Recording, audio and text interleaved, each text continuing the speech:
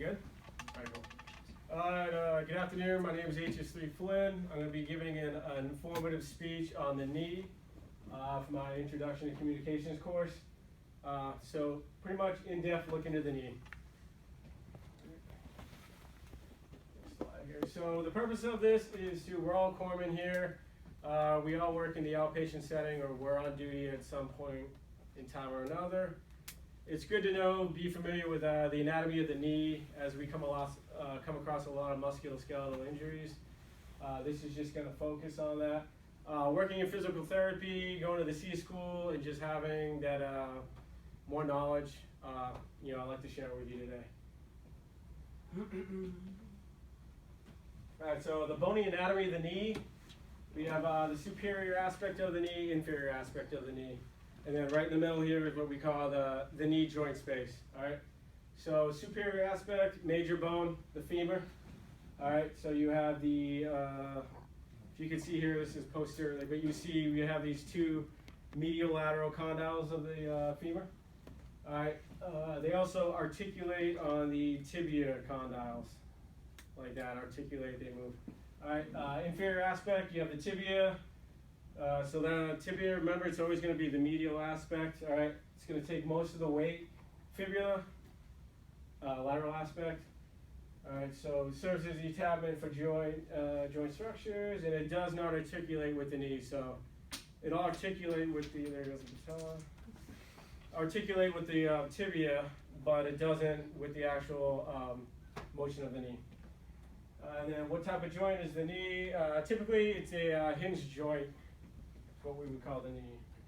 All right. So the patella, which we just fill out here, sits in the middle of the joint. It's not superior or inferior. It's pretty right in the middle. So it's a sesamoid. It's embedded in the quadriceps and the patella tendon. So these muscles turn into tendons. Insert here in the tibia tuberosity. It literally lies right underneath these. All right. So it serves as a pulley. It's not for protection. It's a pulley to improve the angle of pull, resulting in a greater mechanical advantage in knee extension. So when we contract this muscle, all these quad muscles, we're pulling the tib fib into extension. This just literally biomechanically creates that better angle. You can imagine if it wasn't there, it's grinding right on these, on the femur, the tibia, all that kind of stuff.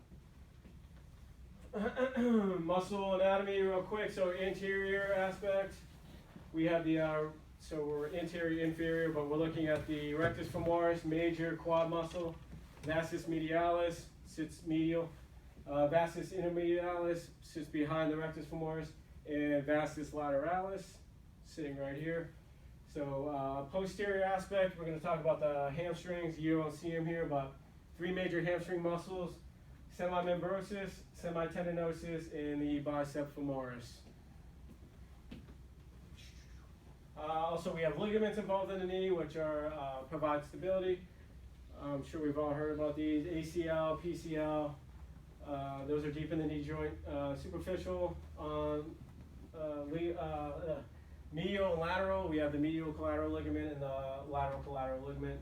ACL, PCL act like a tether. It stops from the tib fib translating anteriorly, or the femur going to anteriorly. PCL is literally this exact opposite. It's a tether deep within the knee joint. MCL, LCL, those are just on your respective neolateral. They're for stability. When we cut left, right, just like that, we're providing stability within that knee. Remember, ligaments connect bone to bone, tendons connect muscle to bone. Cruciate, that's the Latin word for cross. So that's what it looks like deep within this knee joint. So we get anterior cruciate ligament. That's basically what it means. You look deep in the knee joint, it looks like that.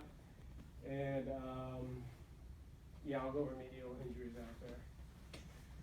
Meniscus, two aspects. You got the anterior and posterior meniscus, and then also it's broken down into two other aspects, the medial and lateral horn. So if you ever hear horn, meniscus, that's everything.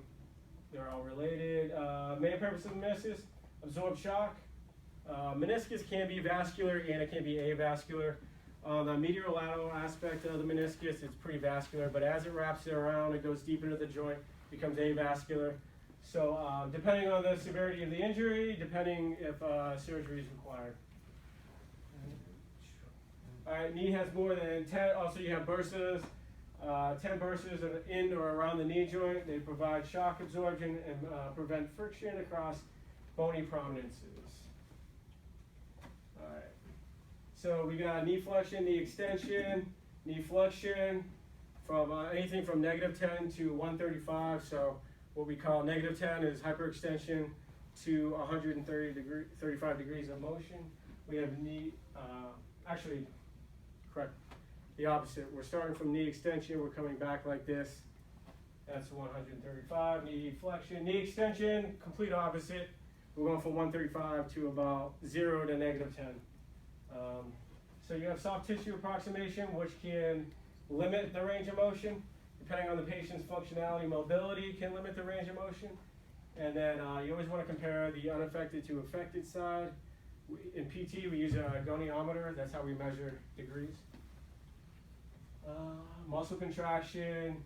So all those hamstring muscles that we talked about on the right side of the screen, those are going to be for knee flexion when we're flexing out. Extension, the quad muscles. These are your common injuries: ACL, MCL, LCL, patellofemoral syndrome, meniscus tears, patellis tendonitis, hamstring strains. We'll go more into that in depth at another time. Conclusion: after reviewing the anatomy and the kinesiology of the knee, I hope everyone has a better understanding of just common anatomy, physiology, and everything that goes with knee joints. Hopefully you learned something today. Here are my 2 resources that I used in my own personal experience.